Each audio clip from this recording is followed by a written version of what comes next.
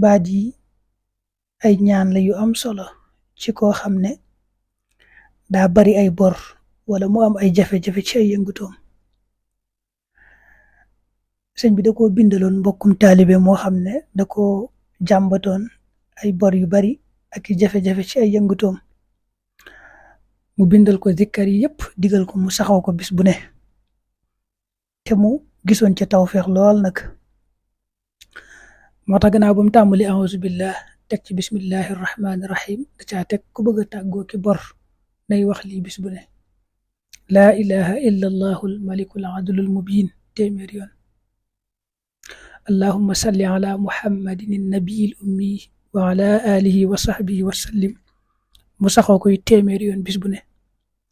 allahumma aghnini bi halalika an haramik wa bi taatika an masiyatik wa aghnini bi fadlika an man siwaak, mu saxoo koy téeméer yoon bis bu ne. allahumma ighfir li wa li walidayya wa lil mu'minin wal mu'minat wal muslimina wal muslimat al ahya'i minhum wal amwaat, mu saxoo koy téeméer yoon.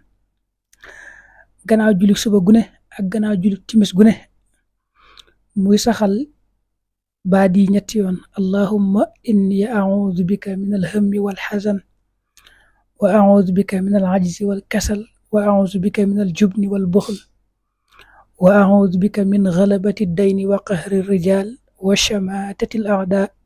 loolu moom gannaaw julik suba ak gannaaw julik timis la koy saxoo yetti yoon. mu teg ci na ko nga bañ a fàtte gannaaw boo sëlmalee ci jullik ajjuma gune nga wax li yetti yoon: allahumma ya ghaniyu ya hamidu ya mubdi'u ya mu'idu ya rahimu ya wadud aghnini bi halalika an haramik wa bi ta'atika an ma'siyatik wa aghnini bi fadlika an man siwaak. nga xam ne loolu moom gannaaw bu sëlmalee jullik ajjuma gune la koy saxoo.